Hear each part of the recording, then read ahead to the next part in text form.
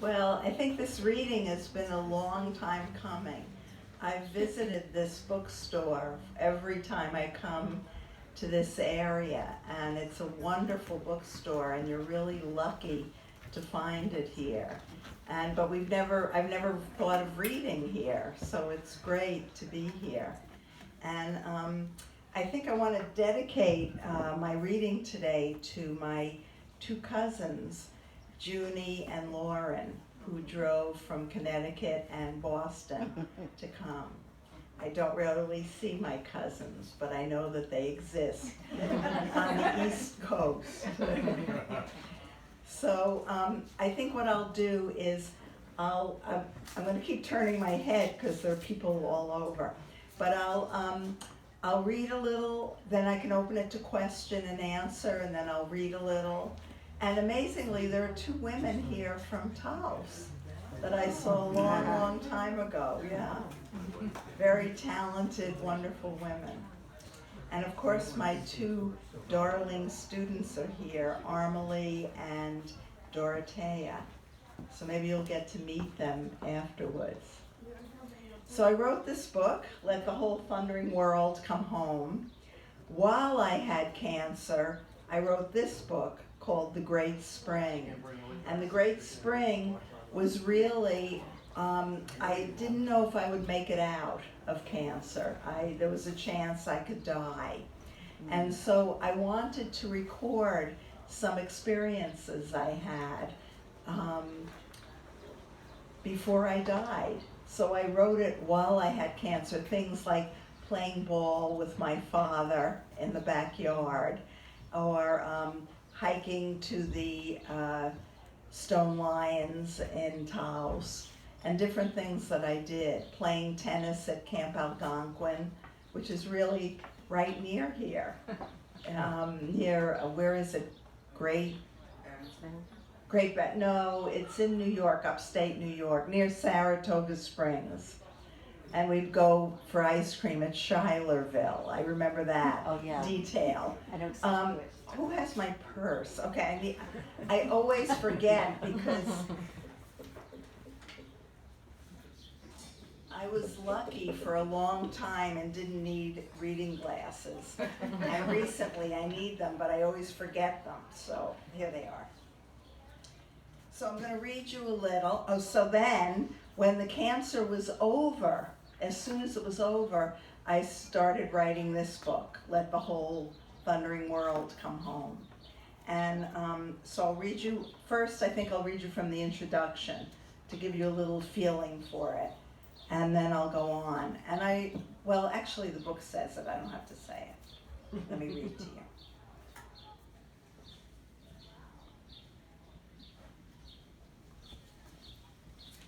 The writing of this book came after cancer. I never planned to write a book about cancer. I was on the other side and still alive, with my own aim to wake up America through writing. And yet, a saying exists. A writer gets to live life twice. First we live, and then we write about what we have lived. Like a cow that brings up its feed and chews it again, a writer has a second chance to digest experience. The second time is in the notebook or in front of the computer screen. Often, the second time is the real life for a writer. It is then we get to claim our existence. At lunch, a friend told me that writing about my illness was a bit crazy.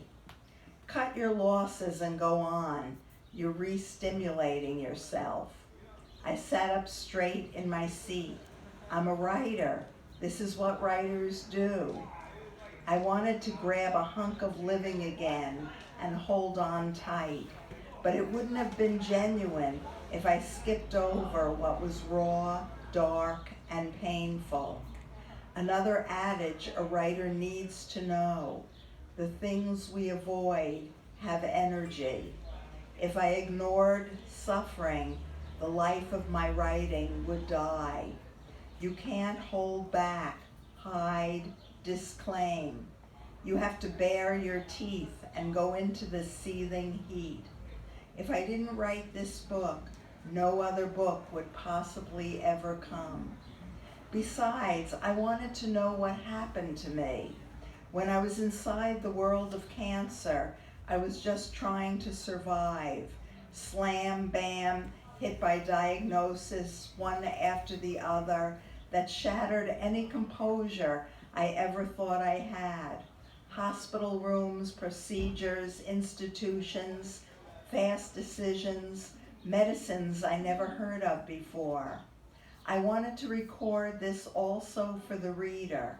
When you go through extreme sickness, when everything you know and lived is tossed out the window and glass shatters, I want to say, we're not crazy. This too is part of life. Don't give up, pay attention. We have to make ourselves larger to include the inconceivable. So many of us imagine, certainly I did, lying peacefully in our own bed during our last days, serenely bidding goodbye to relatives and friends. Good luck. It's rare. I felt so out there alone on a ledge. I looked for and needed to hear or read what other people went through, but I could find little about the nitty-gritty experience. I wanted to record my experience as a marker for others, even though everyone's circumstances will be different. For me, this wasn't war, something to fight. Disease was another aspect of human life. Could I be in the middle of it, not so much be victorious, but actually flower, become more tender, more inside human understanding? Could it open love and reflection? Could I stand inside the storm, be drenched and endure, whether into life or into death? At the same time that eternity swung open in front of my shocked face, my partner of 5 years confronted her own deep challenge. Beside me, yet separate and apart, Yu Quan peered over the ledge into the vast dark, stumbled, and was caught by another cancer in a different part of her body. It arrived unbidden and relentless.